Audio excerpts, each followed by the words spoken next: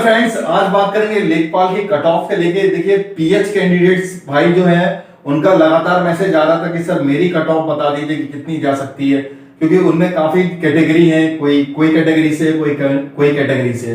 तो उनमें बहुत ज्यादा प्रॉब्लम हो रही थी कितनी कट ऑफ जाएगी, क्योंकि मैंने भी काफी एनालिसिस करने के बाद आज मैं आपको जो कट ऑफ बताऊंगा लगभग लगभग उतनी ही जाने वाली है। देखिए इसमें जो पीएच कैंडिडेट्स हैं उनकी कैटेगरी क्या है, पहले तो ये समझना बहुत जरूरी है कि कौन किस कैटेगरी में सीट है भी या फिर नहीं है। तो जो यूपी लेखपाल का जो नोटिफिकेशन आया था उसमें साफ साफ मेंशन किया उन्होंने कि किस कैटेगरी के कितनी सीट्स हैं। तो आप अपने अकॉर्डिंग चेक कर लीजिए कि आप किस कैटेगरी में आते हो और आपके लिए कितनी सीट्स हैं। तो देखिए दृष्टिहीनता एवं कम दृष्टिहीनता, मतलब जिनको दिखाई नहीं पड़ता या कम दिखाई पड़ता है तो उनके लिए कोई भी सीट नहीं रखी गई है। 0 सीट्स दिखा रहा है वो नोटिफिकेशन में। और बधिर और श्रवण शक्ति में हाँस, जिसको क्या है बोलने में दिक्कत है या फिर सुनने में दिक्कत है, उनके लिए सीट्स हैं। 102 सीट्स दे रखी हैं उनकी। प्रामस्तिक अंग धातु औपचारिक कुष्ठ बौनापन एसिड आक्रमण पीड़ित और मांसपेशियां दुष्पोषण।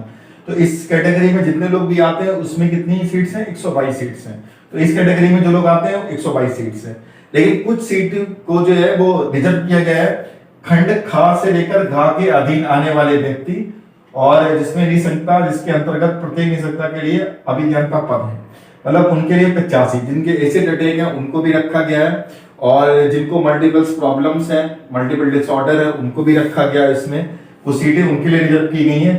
तो आप ये मेन चीज देख लीजिएगा कि आप किस कैटेगरी में सेट हो रहे हो। हाँ, दृष्टिहीनता के लिए कोई भी सीट नहीं रखी गई है, या फिर जो मेंटली पूरी तरीके से डिस्टर्ब है उनके लिए भी कोई भी सीट नहीं रखी गई है। बाकी अलग अलग कैटेगरी की हैं, सब सीट रखी गई हैं। तो आइए बात करते हैं कि इसका कट ऑफ। एक तो मन में बच्चों की शंका ये है कि कट ऑफ इसकी सर अलग अलग जाएगी कि मान लीजिए ये एसिड अटैक जो पीड़ित महिलाएं हैं तो क्या उनकी सीट्स अलग रहेंगी या इसी में इंक्लूड रहेगी? तो मैं आपको बता दे रहा हूं कि उनकी सीट इसी में इंक्लूड रहेगी। ऐसा नहीं है कि वो अलग कट ऑफ बनाएंगे कि एमडी वालों की इतनी सीट्स हैं, एचएच वालों की इतनी सीट्स हैं, ओएच वालों की इतनी सीट हैं। तो ऐसा नहीं है, इन सबको एक में इंक्लूड कर लिया गया है।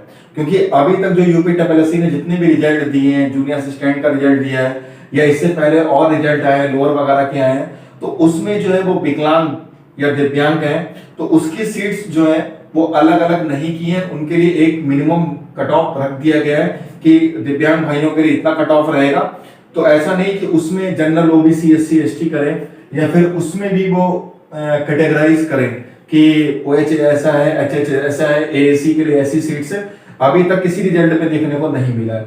मैंने काफी प्रीवियस रिजल्ट देखे हैं, लेकिन सब दिव्यांगजन भाई के लिए एक ही कट ऑफ बनाई गई है। तो ऐसे ही हम लोग मान के चलते हैं कि लेखपाल में भी जो है वो जो दिव्यांगजन भाई के लिए कट ऑफ बनाई जाएगी वो सबकी एक ही कट ऑफ होगी।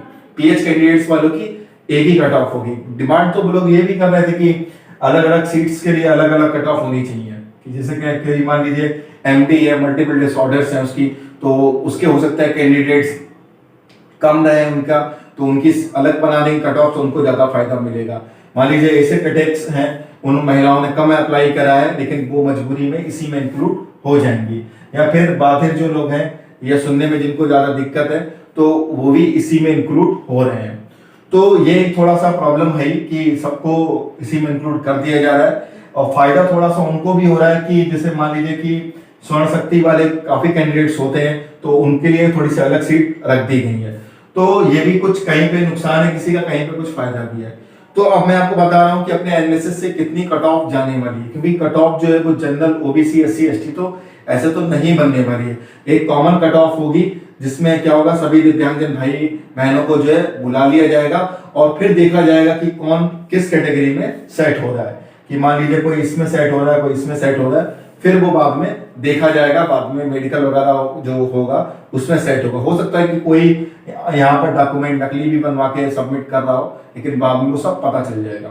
तो कितनी कट ऑफ जा सकती है मैं आपको एक क्लियर कर देता हूँ। सीट्स क्लियर हो गई हैं आपको, अब मैं बता रहा हूँ कि कट ऑफ कितनी जाएगी। तो कट ऑफ सबकी एक ही बनने वाली है, मिनिमम कट ऑफ बनने वाली है। अगर आप 64 से लेकर और 66 नंबर के बीच में हैं, चाहे आप किसी भी कैटेगरी से हैं, चाहे एमडी से हो, चाहे एएसी से हो, चाहे एचएच से हो, अगर आप 64 से लेकर और 66 के बीच में हैं तो आप मान के चलिए आप सेफ हो, क्योंकि सीट्स 306 हैं टोटल। अगर इन तीनों के जोड़े तो 306 सीट्स बन रही हैं।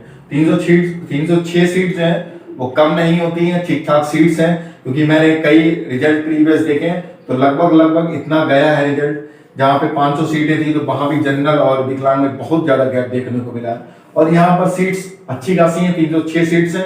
तो अगर आप इतने नंबर हैं 64 से 66 के बीच में, मतलब मैक्सिमम जा सकती है 66, और 64 से 66 के बीच में ही आपको देखने को मिलेगा। तो 64 चली जाएगी, या 64.5 या 65 या 65.5। तो आप अपने आप को सेफ समझिए और अपने कागज वगैरह रेडी रखिए और अपनी डीवी के लिए तैयार रहिए। तो ये थी कट ऑफ हमारे दिव्यांगजन को। अगर आपको लग रहा है कि मेरे नहीं सर कितनी कट ऑफ और बढ़ सकती, तो नंबर आप अपने जरूर शो करें। अगर मुझे लगेगा, क्योंकि मैंने जो प्रीवियस ईयर से बनाई है, कुछ मेरे स्टूडेंट्स भी दिव्यांग हैं, उनके नंबर के आंकड़ों के आधार पर ये मैंने तैयार करी है।